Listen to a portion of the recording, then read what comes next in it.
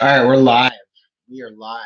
It's 33 minutes past the hour. And your host, Jordan Beeber, 5:57 a.m. Monday morning. Today's news, today's traffic, today's weather, top story from the funnies.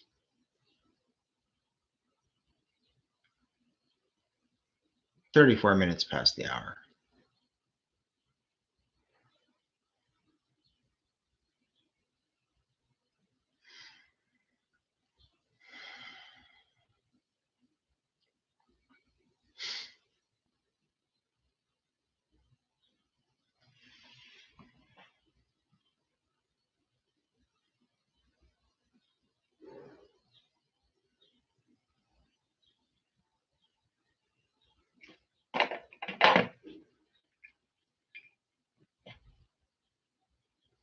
America's number one shock jock, Jordan Beeber.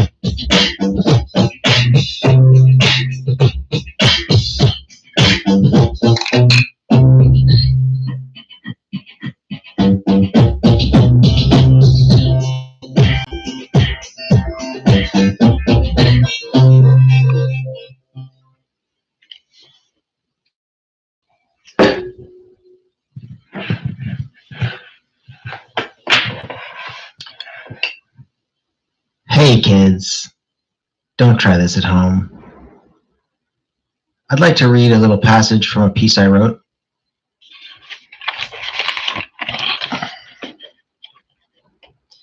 I'm a comedian.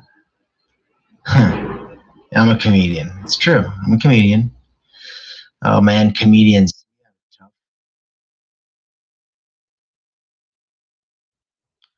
What year is it? October?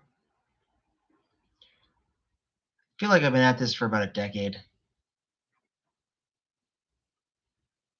I mean, I'm not saying you have to pay respect, But it would be nice if when I went out tonight and I went to the club, I said, "Hey,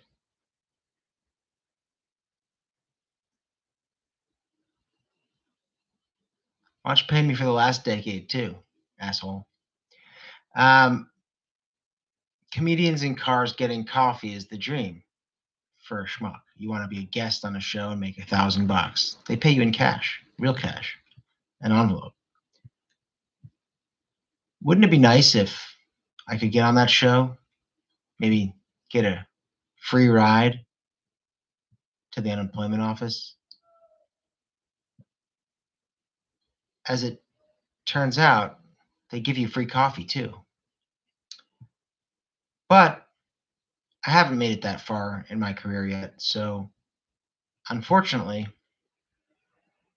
for now, I am a comedian on a scooter doing DoorDash. Yeah. Uh, thing about uh, thing about being on DoorDash. Well, you get hungry sometimes. Not gonna lie. It's possible you got an extra biscuit. Uh, no, I got an extra biscuit. No, no. Gives you a lot of time to think that job. Find yourself coming from, going to different restaurants, people's houses. Start to wonder, boy, sure are a lot of people in this town. Maybe I should market to these people, do a little side hustle. Uh, it seemed to me that by bringing myself to the homes of so many nice people, it's a really good captive audience to, pitch my wares. So usually when I give them a bag, I also like to tell them a joke. Would you like to hear one of the jokes I told somebody at the door when I gave them the food? Well, what I usually do is I say, DoorDash, UPS. Just kidding, I'm DoorDash, you stupid idiot. And then when I get there, I like to tell them a little story about who I am and why I matter in this world. So I like to say, "Hi, I'm Jordan. My dream is to get on comedians in cars getting coffee, but right now I'm doing comedians on scooters doing DoorDash. What's your name? Oh, wait, I see. Hassan. Nice to meet you. Hey, wait a minute. You look familiar. Aren't you that actor?" Anyway, after leaving his house, I was a little upset. He didn't treat me so nicely. And plus, they don't even give you tips in your hand. You, you have to wait till it comes through on an app. Anyway, I was driving along. I got the notification for the tip. It said, "Thanks for the food." And then it left me a pretty nice tip. So much so that, well, I had also been staring off at this girl and she had a nice butt and I was on a scooter and I wasn't really paying attention. From behind me came a big bad uh, driver of a bicycle and yeah, no, he damn near ran me over. I was one second I'm looking at my great tip, next second I'm in the air thinking, "Oh my god, I'm a comedian on a scooter without benefits." Uh, Fell down, hurt both my wrists. Yeah, real bad too. It was in the middle of COVID, so I didn't think it was such a good idea to go into a crowded hospital and potentially risk getting COVID just because of my flimsy wrist problem. So I went to CVS and bought a couple of Velcro wristbands. But truth is, it really put me out of work. I wasn't able to even hold a microphone to do my job doing stand-up. Man, isn't it the worst? Life. Sometimes it throws you up in the air and down on your body. And the only thing you have to break your fall, your wrists.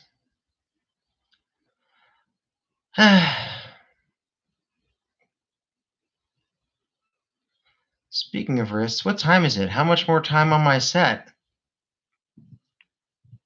Anywho, I'll bet you're probably wondering, who is this guy? That makes two of us. Been trying to figure it out. Really been curious. Who am I? Where do I come from? Are you sure my name is Jordan? Actually, I used to know exactly who I was. I was Jordan Beeber. But pretty sure you guys have heard of this other guy. Justin? Yeah. I'm not saying he's a big jerk or nothing, but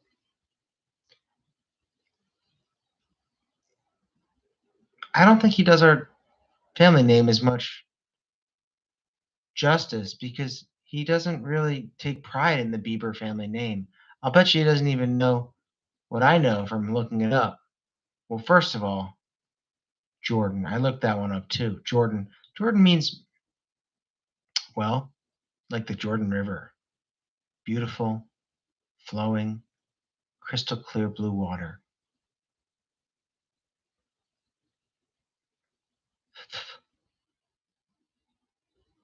Can you feel the splish splash, the spritz of the slow lake river moving along? I was there once. I was so curious I needed to know. I remember I was paddling along on the Jordan, the Yarden if you're Hebrew. And well, up in the air jumped out a salmon. And I reached out and I caught him with my bare hands. And as he wriggled in my right hand, I used my left hand, which I had put the paddle down because it was sort of a flowing river and I didn't really have to work at this point. And I had my iPhone in my left hand and I asked Siri, "Hey Siri, what's the origin of the word Beaver?" Well, she told me real quick. She said Beaver comes from the German, relates to the aquatic mammal, the beaver. The beaver is an industrious. Hey, shut up! I'm trying to listen to a story. Ah.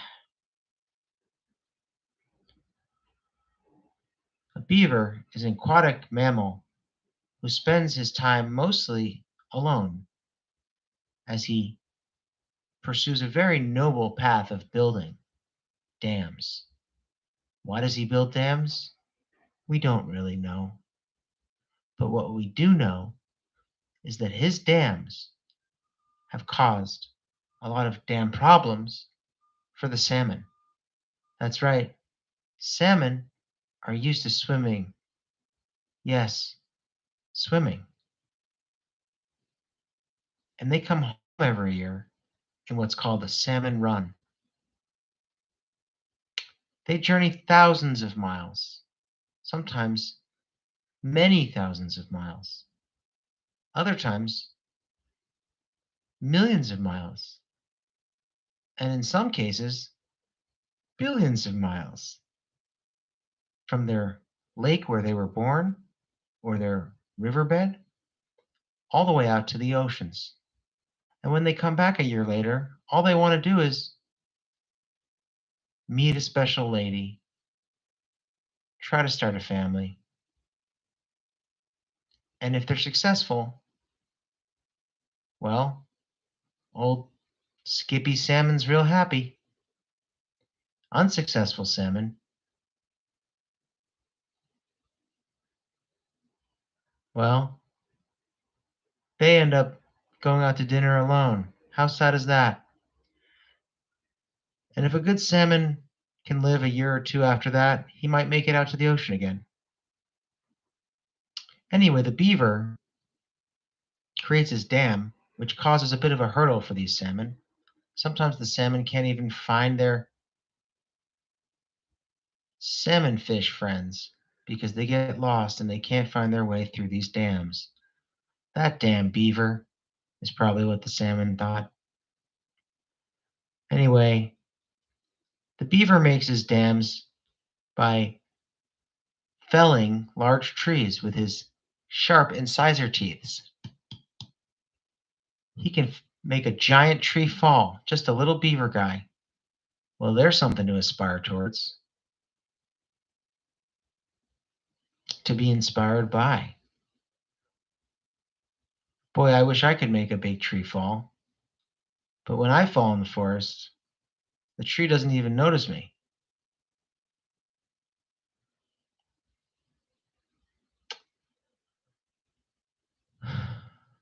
Where was I?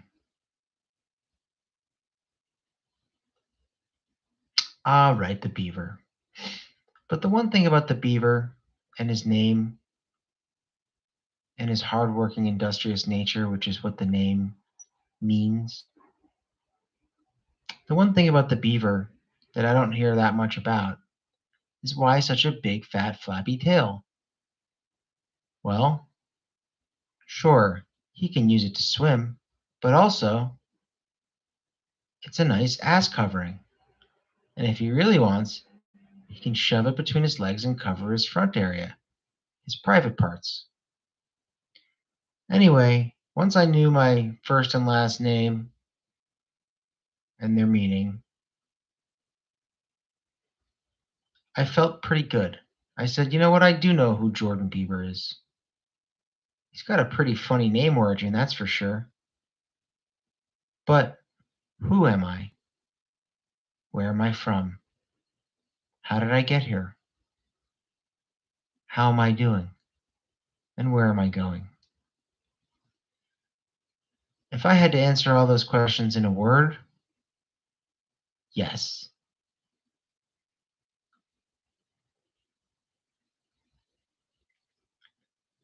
Well, where I'm from, basically, is a mishmash, sort of a brunch plate, as a metaphor, which would be like my mom's from Israel, but her parents are from gosh, just close your eyes and point to a map of the Middle East or Europe, and you'll find somewhere that some of her family's from. It's kind of confusing. But they ended up in Israel, meeting, marrying, and then she came to New York, met my dad, who was an immigrant. No, not an immigrant. The son of immigrants. Well, the son of immigrants, which would make me the son of the son of the son of immigrants. So even though I'm 3 or 4 generations deep in gangsterdom, I didn't really know where those people were from particularly or how they particularly got here, but I went on a quest and I found out that someone got on a ship and that ship came here. Where? New York. When? 1917. Why? Beats me. But, gotta say,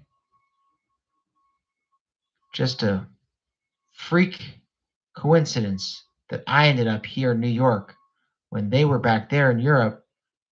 It's like, how did that happen?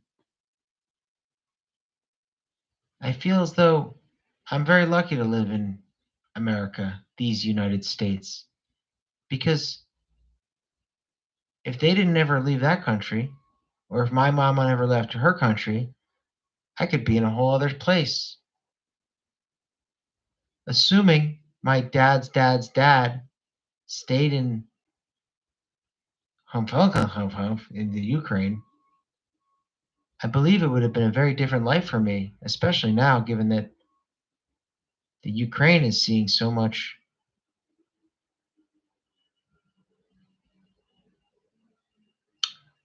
special operations.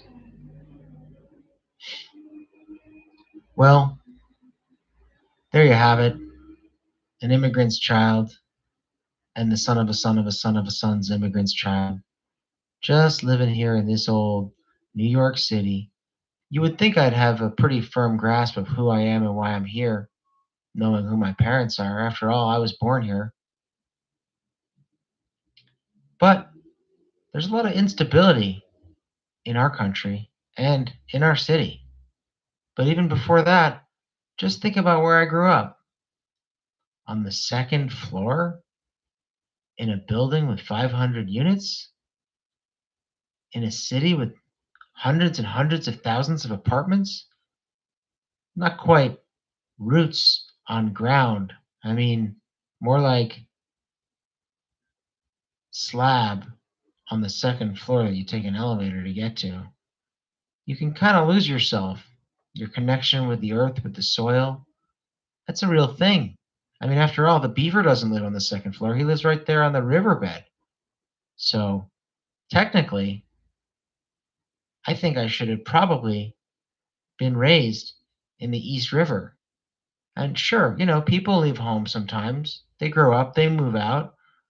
So what? I should probably be living in the Hudson River since I am on the Upper West Side now. Anyway, that's pretty much where I'm from. I went to a number of schools, all good schools, schools that feed you to other good schools, and those other good schools can feed you into, well, eventually, like a salmon, you kind of go out to sea and then you come back and you become the next generation. And I went out to sea, but I don't know if I ever found my way back to that original river. In other words, I don't really relate to the community that I grew up in. I mean, who is that tribe? I went to a nice prep school called Buckley. You might have heard of it. It has a pretty polished prep tie, you know, preppy coat and tie type of environment. Not the kind of place where I would just name drop alumni. But when I do look at the alumni, I'm like, you guys are pretty something, huh? But as a Jew, I sort of felt out of place there, even when I was there. Sure, I was just statistically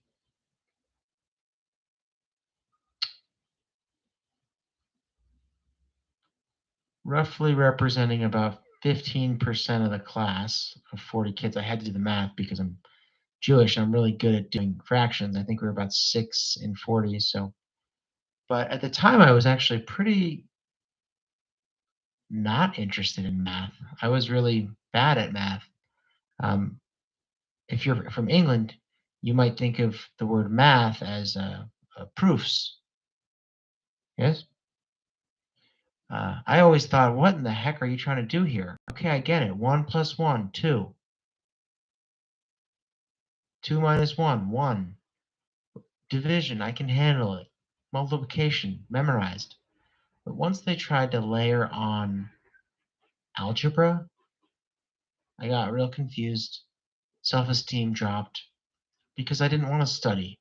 Not that I couldn't get the basics in algebra, but when you just don't want to do something, you just don't damn feel like it, you just don't understand why you're doing it, where it's going to take you, and how it might be applicable. Because at that time, I had no use for the idea that 2 of x is equal to 1 of y, solve for y equals shit, I can't do it. But the point is, you don't know what you know and what you love. But when I was a kid, I loved history. Uh, I fared all right, but I didn't really care. Sometimes I'd get assignments and not know how to do big assignments.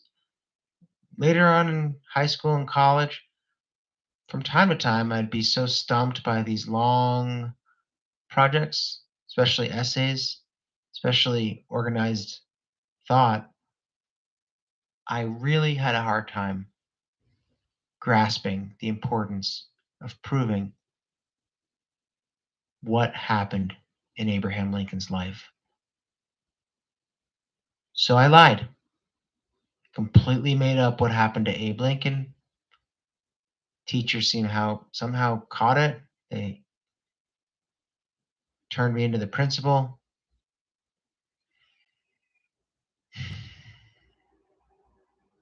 Look, I don't know why the aliens took Abraham Lincoln. I don't know why John Wilkes Booth left his really, really good career, family in the Booth acting business. It was a great brand. But what I did know was I wanted to be out of school as soon as possible. And thank God I got out when I was 27 years old. I did manage to get a major. It was a pretty epic journey to finding out that there was a major called business and I could major in it. It was major. It was a major, major, major situation. Not without its hiccups, not without its stresses, and not without its challenges. And of course, I grew up using these things called computers, or in French, they call it l'ordinateur. And the thing about the computer is, well, I used them here and there and everywhere. And they had given me plenty of fun things to explore, like putting a CD directly into your computer. Well, that's a cool idea. Then we had CD-ROMs. That's a fun idea.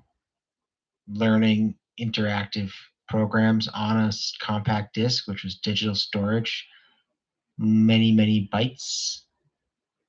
But what you got to was a place called the internet, and then the internet was being developed by super nerds.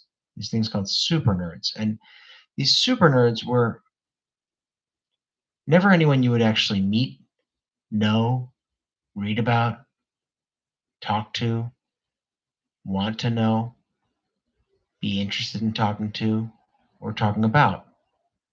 But more or less at the dawn of my true career came the real dawn of the internet. The real dawn of the internet began when this very platform on which I speak to you started. That's right, YouTube. It changed broadcasting. Broadcasting had been the medium, the global medium, the American way, if you will. Broadcasting had a way of connecting everyone with the same bullshit every night after night. And it kept America safe, kept us all whole. I could watch The Simpsons on a Sunday, go in on a Monday, have a brief discourse amongst my colleagues about the goings on in Springfield. And there was some unity I sensed, national unity. And well, the internet just popped. It made for a sense of there really are 312 million Americans. That's a lot of Americans. There really are 7.2 billion people on the earth. There really are 1.2 billion people in China. Huh. It's a lot of people. But here in New York, or wherever I worked in New York. I worked in New York and I took in a lot of facts, figures, data, industries. The thing about the internet is it teaches you how to think about a lot of different sub categories. Because if you're if you're learning about how to publish, you have to learn quite a bit. And it's no easy feat, but I got a pretty good handle on things. But that was because in hindsight, I was able to see and tell myself, "Oh, right, that's what I learned." But at the time, I was more or less like scratching my head like, "Huh, so where's the world going now? Oh, so this is the new normal. Okay, I like it. I dig it. Anyone can have a video and go viral, or anyone can make a music video, and you no longer have to directly work for, partner with, use help of, borrow help from anyone. Simply make your thing, put your thing out there. The thing goes on the thing. Then all of a sudden you're kind of a somebody, you know? And I think from there, more or less, these dollar signs, they start rotating like in Las Vegas. And the money starts printing and comes to you. And that is what YouTube told us it might do for us, some of us. However, the old way of broadcasting still existed. So did film, so did print media. And all of our industries collectively were absorbing and modifying how and why they what their true core business would be going forward. And meanwhile, tons of other companies sprung up and started building their own story about who they are and what they're going to do on the internet. And I got to a point many, many, many years later, 10 years or so, where my head was spinning so fast off of all the information that was coming out of so fast that I said, well, at least I kind of knew where things were, and I was always curious about where they might end up, but I had been really just tired. So I started to pull away from the internet and how it worked and just wanted to go directly to the fans with this microphone. And I felt, yeah, yeah. And I did. But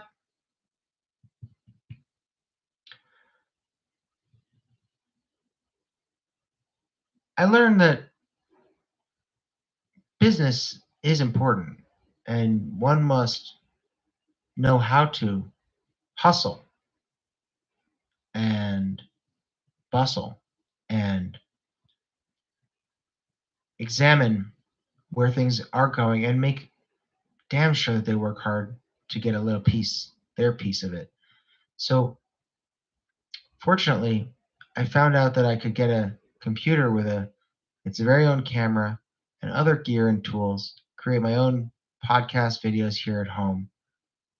And today you're watching the very first one. Soon this will be published, and at that time, thousands of viewers just like yourself are going to find their way to this channel. And many will want to directly give me money, but others will be too shy to do so. And to them I say,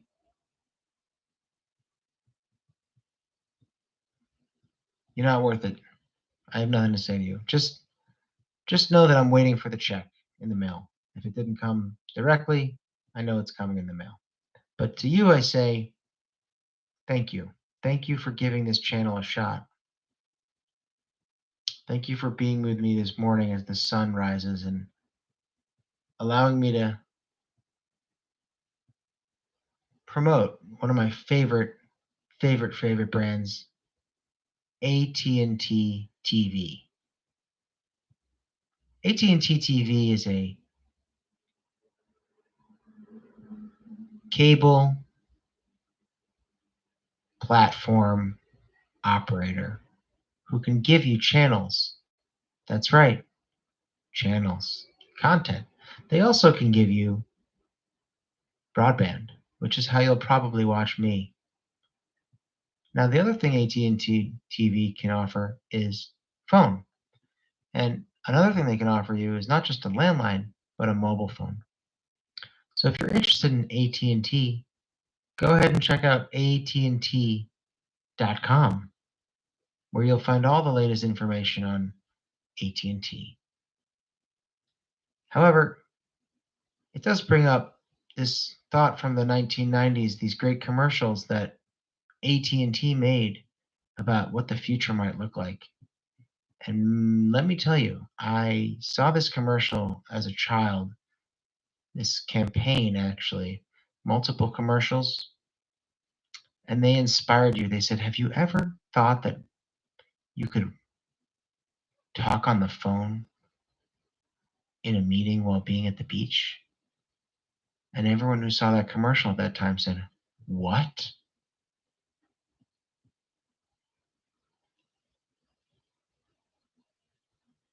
And then they closed it with, you can.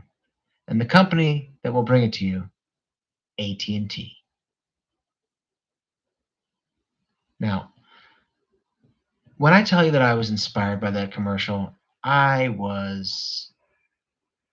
never forgot the feeling and waited for it to come, and it didn't come. It really didn't come anytime soon, but it came just recently. The very concepts that they predicted in these commercials are the fundamental new companies of our last 5 years. I can't say that I can list all the concepts that they ideated in the commercial, but certainly the video conferencing over broadband, the sensibility of what they were trying to portray, which was more of exactly what a Zoom or a one-on-one FaceTime meeting would look and feel like. They were trying to portray it, but they were doing the production with a sort of imaginary, uh, futuristic pitch. They were giving us a magical realism, a magical one day this might be possible at the other side of, I don't know, the other side of the rainbow, let's say. And like so many things, it just blew my mind. It blew my mind to the point where it blew my mind so hard that I was like, man, this is going to blow other things off too. Like, speechless, speechless. I used to think the fax machine was the coolest invention of all time when I watched it work. Put in a piece of paper, it reads the text like a copy machine does, and then it takes that copy, sends that copy using. See, I get so emotional almost just knowing that there's a thing called a satellite, that it sends the information to a satellite, and then satellite sends it back to Earth, back to that other apartment with a fax machine. And now you guys are communicating over copies. Well, that was the coolest idea I could think of. And I would say that once email and all these other things became the de facto norm, I mean, email even makes way more sense, even though no one here can explain email to me. I mean, none of my viewers can explain it. If they can, the first prize is going to get a, a very special prize. So if you can try to get back to me and explain it, challenge you, challenge accepted, good. So this has been a very meaningful morning with you, and I hope that you'll tune in again tomorrow. Thank you for sharing your time with me, and uh, I really want to just say, wishing you all the very best. Happy, happy, happy Monday.